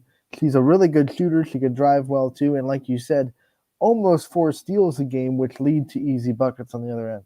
Absolutely. Creaky on the other side, averaging just over 18 points per, just under 3 rebounds, just under 2 assists, and just over 2 steals per game. So the junior and Creaky, the scoring leader for this Fitch team, as those two are the ones you got to have a game plan for if you're Coach Wilson going into this one. If you're Fitch going up against Boardman, you need to have a game plan against Mackenzie Riccatelli. And if you're Boardman, they're going to be game planning for Fitch and Creaky in this one. Yeah, very sneaky for Boardman, though. You can't forget about her down low. Emma Mills might come up big for this. I was going to talk, too. Secondary players, Emma Mills, that's senior. Biggest number I want to note, too, just over 7 points a game, just under 7 rebounds, though, 7.2 points per, 6.9 rebounds per. So you got a player that's averaging 7 and 7. She's a real big threat down low in the post. And you look at the trend of average, I bet that average points per game has gone up dramatically in the last 3 weeks because she's really starting to find a little bit of rhythm and a little bit of confidence when she gets the ball down low. Early in the season, she'd catch the ball, she'd hesitate a little bit, and then she wouldn't get as clean of a shot off. Now she's catching it, doing a drop step, getting in, and sorry for my acrobatics, I'm trying to act it out. It's exactly what she looks like. But that's what she's getting, a lot more confident when she gets the ball in her hands, which makes her scoring a little bit more. Secondary player for Fitch, I just wanted to note, too, that's come on to have a really great season. She started last year as a freshman, and Ayla Ray, too, the 2-sport star that plays softball as well, averaging just at 10 points per game this season, 6.3 rebounds per game, 3 assists per game, 2.8 steals per game. She's the team leader in rebounds, assists, and steals. And if that's a player that doesn't do it all, I mean, that's one of those players that just fills up the box score in a multitude of categories. We saw had a high rebound total at 13 the other night. She can get upwards of double digits in assists, close to it, and she could definitely drop 20-point games if she needs to as well. And Perone can be really big for Fitch too, because she had 3 3-pointers last night as well. Zeta and Perone both with 3 threes. Destiny McCall is another one that can do it. Here's the biggest thing, and I think the most interesting stat. Emma Mills, Julia Senedek, the only 2 seniors that are going to be on either of these teams going into this matchup. So these are teams we're going to see again next year. These are girls that we're going to see grow. Mackenzie Riccatelli is going to get better. Ayla Ray is going to get better. Zeta Creaky is going to get better. All these girls, they're going to get better. This matchup's just going to get better as the years go on. Another Boardman name I have to throw out too, Cami Goski is going to Yeah. come up big for them as well. Absolutely. She's actually leading their team in what was the stat? Yeah, blocks per game is what she's leading it to. Almost at a full block per game too. So another one of those junior as well too. She's averaging a little bit over 5 points per, just under 4 rebounds. That's what Boardman does though. They can bully you inside, grab a lot of boards, and they have some good shot blockers on there. So that's going to be tough with Fitch to contend with down low. That'll be fun for sure. Let's go over just real quick before we get out of here what games are on the network and who will be calling them. So if you're a fan of one of these teams, you know who you're listening to, and you can also know where to find your games. So tonight we will have Boardman at Fitch. Ty, that is your game, and that is the 7 o'clock tip for that. 6 o'clock tip. Oh, Mark's going to adjusted. Yep, I'm sorry. Yep, adjusted from last night. It's going to be a 6 p.m. tip. All right, 6 p.m. tip. East at Cardinal Mooney. 7 o'clock tip. It'll be Alec Caberna on the call for that one. We have Ursuline at Cheney. Noah Doty will be on the call for that. 6 o'clock tip there.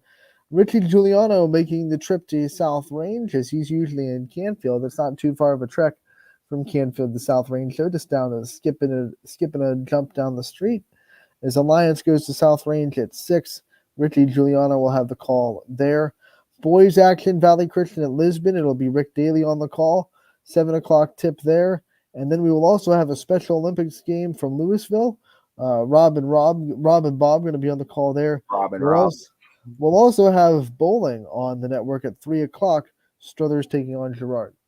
Happening too in a casual sports podcast from 2 to 3, Power Hour from 3 to 4. We got you covered. I mean, it all starts usually at noon with us, and we take you from your lunch hour all the way into the evening. Yeah, we got you covered. We're going to take a 22-hour break. We'll be back tomorrow from 12 to 2. Casual Sports Podcast coming up next from 2 to 3. Power Hour from 3 to 4. Bowling at 3 as well.